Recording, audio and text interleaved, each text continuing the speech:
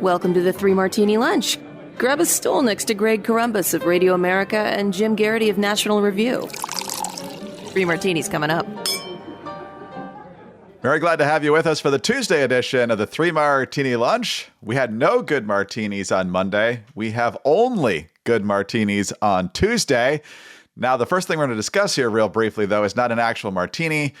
I'll throw it to Jim Garrity, though, to tell you if it's a good martini or not. And that's that the Jets, after 5 games this year, have fired head coach Robert Saleh after 2 1/3 seasons. A lot of people said three and change. 3.5. Okay. Okay. Some people blaming Aaron Rodgers for it. Other people saying no, the performance of the team overall not up to expectations. So, Jim, how big of a surprise is it? And is it the right move midseason? Greg, this is not a martini. This is a bottle of bourbon. And I unfortunately, a necessary step. Robert Saleh seems like one of the nicest guys in the world. But if I treated the Three Martini Lunch the way Saleh has treated the Jets for really, now 3 years and 5 games, every week you would hear me saying, Greg and I just didn't get it done out there. We really needed to get the diehard references involved earlier. Not sure what happened with that. A lot of mental errors. We had a good week of practices. Just don't know what happened. It's about execution, and this team needs to be executed. That'd be funny. That would be insightful. That would be, not coach speak. Deeply frustrating the way this team just gets it at the most sluggish start, year after year, game after game.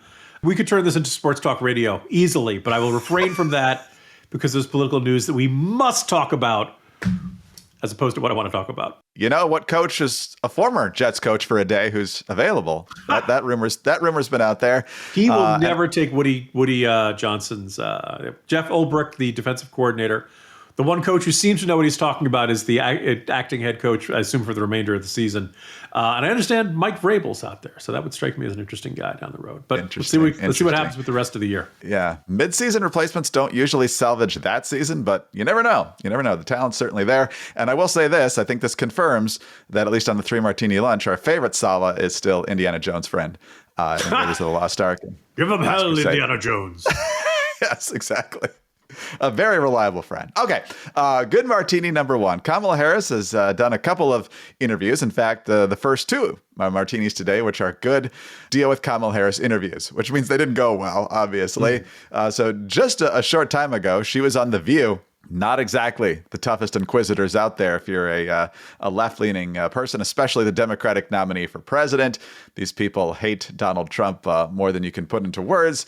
But Sunny Hostin, you can tell she's really hesitant to even ask this question. She's kind of gulping in the middle of it. Maybe she's just nervous because Kamala's there. I don't know.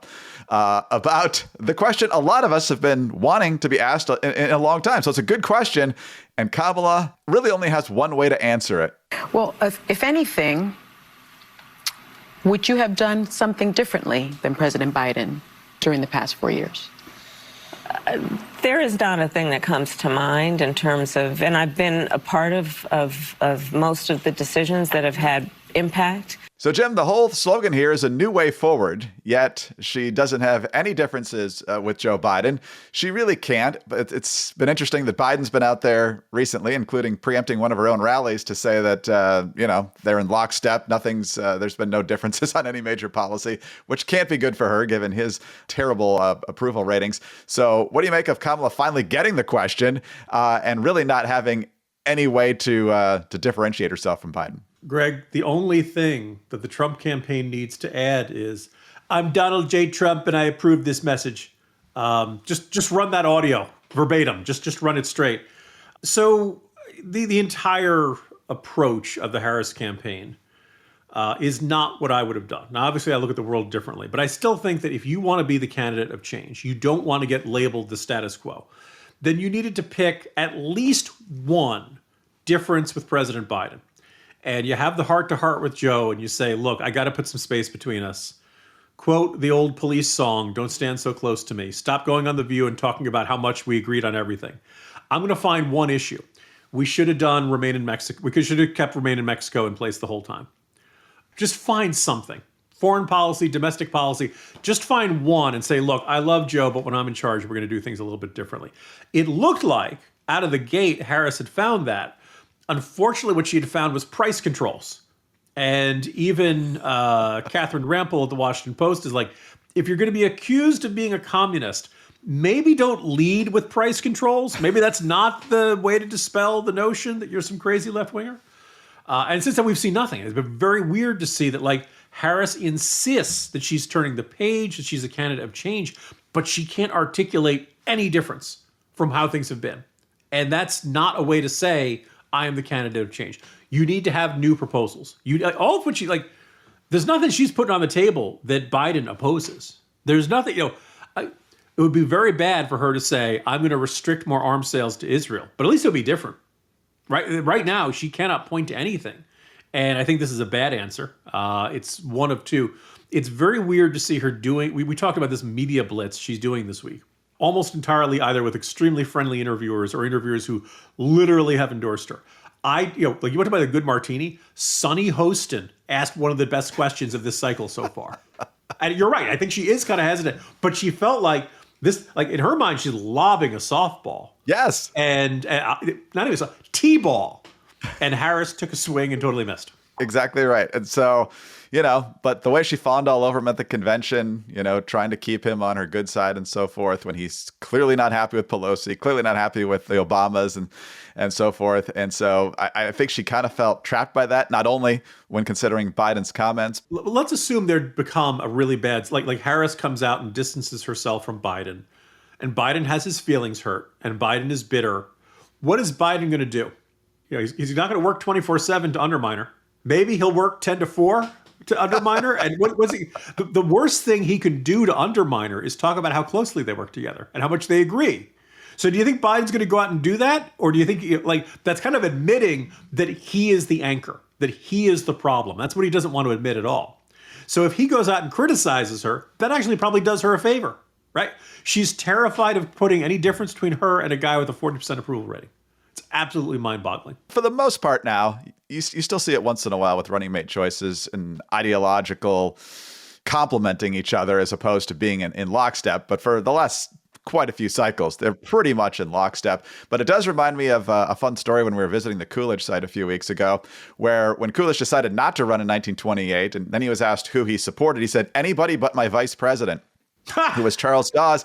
And the reason that Coolidge didn't support him for the nomination, I'm sure among others, is that while Dawes was presiding over the Senate during the debate over Coolidge's nominee to be Attorney General, he fell asleep, woke back up. The debate was still going on. He was so tired he went home and took a nap, missed the vote, which ended in a tie that he was not there to break.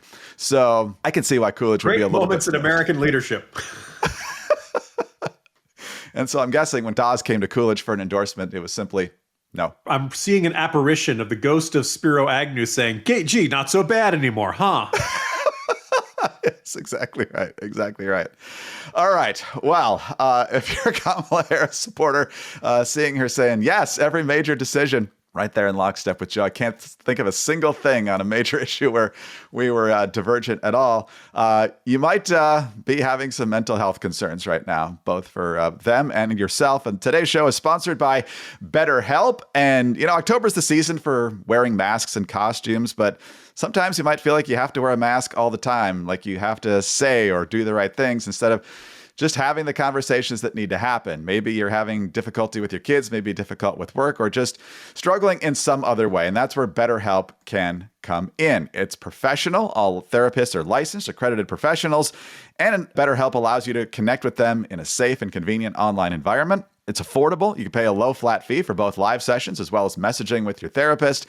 It's convenient. Do it at your own time and at your own pace. And you can communicate with your therapist as often as you want and whenever you feel it's needed. It's also effective. More than 5 million people who decided to get help with BetterHelp. And so take the mask off with BetterHelp. Visit betterhelp.com/3ML today to get 10% off your first month. That's BetterHelp, HELP.com/martini. All right, on to our second good martini, and this is Kamala Harris's election interview with Bill Whitaker of CBS News, and specifically for 60 Minutes. This special got some headlines in the last week or two because Trump decided not to be part of it. But Harris did the interview. Tim Walz, I think, was on there as well. Harris got some serious questions from Bill Whitaker. So it seems like some of these mainstream journalists have gotten uncomfortable enough with the softball coverage, Jim, that they've decided, look, there are real questions that need to be asked to this person that was considered to be a laughingstock up until mid-July, and then all of a sudden supposed to turn her into the biggest rock star in the party since Barack Obama 16 years ago. But there's major concerns about her, including the border. She was, whether you want to call it the border czar or not, that was her main responsibility. And things did not get better until Joe Biden finally did what everybody was demanding that he do with the executive orders earlier this year. So kind of a long clip here. Whitaker, first of all, says, hey, these executive orders, they made a pretty big difference in the number of people coming across. Why didn't you do that 3 years ago? And Harris gives her a meandering response about how Republicans scuttled the Senate bill 3 years later, and that the Democrats allegedly had an immigration bill when they first took office, which I'm sure was really acceptable to Republicans. But here's the follow-up question on immigration, and listen to Whitaker keep pressing her, and Harris keep trying to deflect. And so I know this is not a problem that started with your administration. Correct. But there was an historic flood of undocumented immigrants coming across the border the first 3 years of your administration. As a matter of fact, arrivals quadrupled from the last year of President Trump. Was it a mistake to loosen the immigration policies as much as you did? It's a long-standing problem. And solutions are at hand. And from day one, literally, we have been offering solutions. What I was asking was it a mistake to kind of allow that flood to happen in the first place? I think the policies that we have been proposing are about fixing a problem, not promoting a problem. Okay? But the numbers did quadruple. And the numbers today, watch. because of what we have done, we have cut the flow of illegal immigration by half. But should you we have done cut that? the Should you flow have of done that? fentanyl by half, but we need Congress to be able to act to actually fix the problem. Well, first of all, totally avoiding the question there, and good for Whitaker for trying to get a response out of her. Secondly, on the legislative front, the House did pass H.R. 2, a much stronger border security bill that the Senate and the White House completely ignored, won't even acknowledge its existence. And then in terms of the Senate bill, there are some things that would do some good, but it also codifies catch and release. It would legalize letting in nearly 2 million illegals a year, fund sanctuary cities, funds NGOs who are moving illegals around, taxpayer-funded lawyers for illegals, work permits for illegals, no deportations of illegals, and on it goes. So it's not the fix-all that she's pretending that it was. But what do you make of her efforts to completely dodge while Whitaker basically has her dead to rights there? Yeah, first of all, kudos to Whitaker. As we acknowledge that, like, a lot of the Harris interviews are really friendly. This does not count as a necessary, like people argue, look, you want to make an argument CBS News is more favorable to Democrats and Republicans. You're not going to get any argument from me. But CBS Right. still takes itself seriously as a news institution and was not going to lob, tell us about coconut trees type questions. And so good for Whitaker here. All of Kamala Harris's answers, and really a good chunk of her stump speech, amount to two things. Nothing I did was a mistake. That's why she had trouble with the first martini about, what would you do differently than Biden or that. And say everything that's gone wrong is Republicans' fault. It is entirely blame shifting, right? So you notice, like, he begins the question by saying, the immigration crisis, the illegal immigration crisis did not begin on your watch, and how quickly she agreed. Right? It was very clear. Look, see, it was a Republican. It was there too. We didn't start it. Now let's point out, there was illegal immigration during the Trump administration, or people attempting to cross the border. But one, Trump went into office and it dropped like a stone, in part because I think everyone was like, what is Trump going to do? Like, is he really going to shoot people? Is like, there was kind of this like great deal of fear in the migrant community of, well, we know U.S. policy is going to change. What are they going to change into? Now, they steadily climbed up for a chunk of the more time Trump was in office. I think there was, they're not going to shoot us. We still have a chance. The coyotes still say they can get us across. So it started creeping back up again. Then COVID hit. People couldn't leave their homes. And of course, there was no hiring. There was no jobs for migrants coming across the border. So it dropped like a stone again. So that's one of the reasons why when Walz said, it's significantly lower than when we took over. No, when you took over was the middle of COVID. Nobody was trying to get across the border then, or metaphorically, very significantly fewer because of that. Harris has this panic.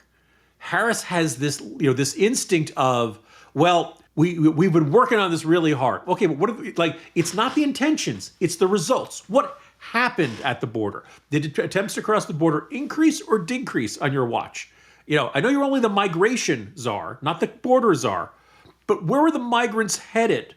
The border, right? So you could say, oh, it's, I was dealing with something different. Okay, you're dealing at the start of the migration part. You didn't do any good there, right? And then finally, kind of this last aspect of is that this bill that came along in early 2024 is ultimately the whole, like, everything would be fixed by now if that had been passed. Now, you and I had talked about it. I do kind of wish the House Republicans had put another offer on the table afterwards. But it had serious flaws. It had no border no border fencing funding. Mm-hmm. Really? You can't throw in a couple billion here and there, for any of that kind of stuff? The once 5,000 people cross the border a day, then we start kicking in all kinds of limits. It was a deeply flawed bill at the part. I'm glad James Lankford thinks it's the best deal that they can got. I don't think James Lankford is a bad guy, but I think you can look and say it is way less than what was needed for the scale of the crisis. Again, we were to tie our last two martinis together. What do you wish you'd done differently or anything different? If I were president, we probably never would have remained in Mexico. Boy, what a great answer that would have been. People may not have believed it, but that's the answer you should be giving, and she's incapable of giving it. He also asked her about all her flip-flops, and her answer was, well, I've been vice president for 4 years, and I've traveled a lot. And so now I want to find common ground with people. That's what I've always been about. These are not algebra test problems. This is, Bill,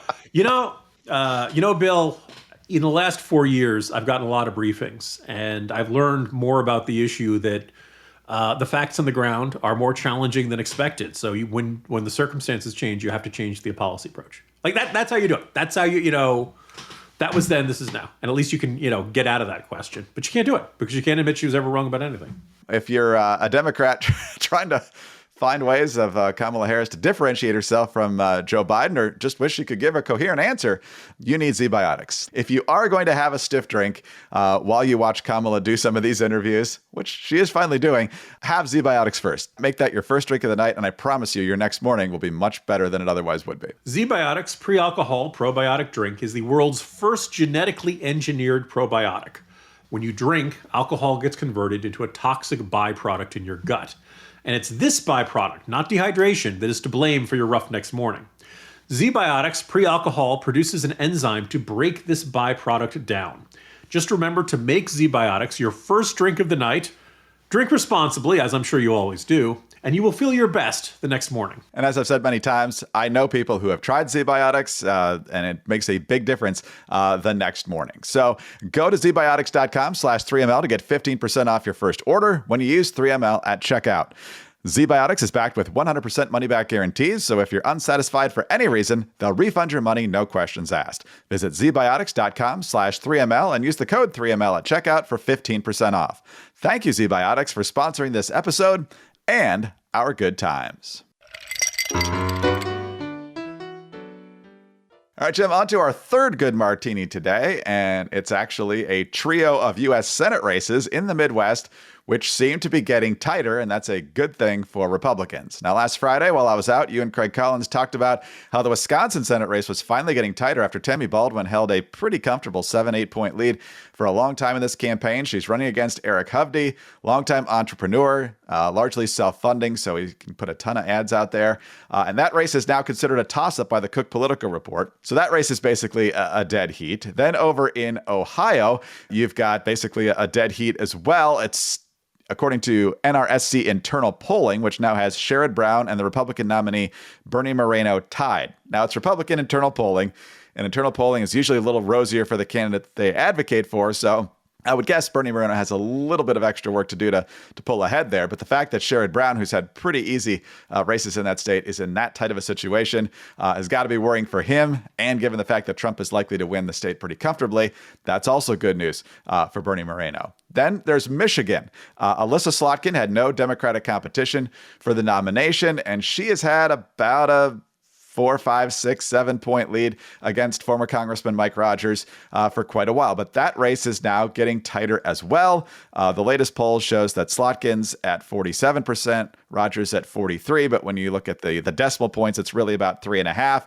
which is pretty much the margin of error. And so, Jim, a lot of different factors here. Rogers I think outside of Dave McCormick, might have some of the best ad makers working for him in this Senate election cycle. They've hit Slotkin hard for not fighting the entrance of a Chinese battery maker into rural Michigan. In fact, she did a lot of the work to help them get that land in Michigan, which the locals are not happy about at all. She then also voted a number of times in support of President Biden's EV mandates, but now the things are getting tighter. She wants to make sure that you drive whatever you want to drive. And here is Mike Rogers taking apart her ad. I'm Melissa Slotkin. I live on a dirt road, nowhere near a charging station. Well, that's not true. There's an EV charging station just 9 minutes from the home she inherited and claims to live in. So I don't own an electric car. No one should tell us what to buy, and no one's going to mandate anything. This is insulting. Slotkin is lying. She voted to force EV mandates in September of last year, and just 3 weeks ago, voted again to keep them in place. But here's the thing. If there's going to be a new generation of vehicles, I want that new generation built right here in Michigan, not China. Slotkin has taken thousands of dollars from Chinese foreign agents. And the EV mandate that she voted for will take 200,000 jobs away from Michiganders. I approve this message because what you drive is your call, no one else's. Slotkin's words don't match her votes. She just can't be trusted.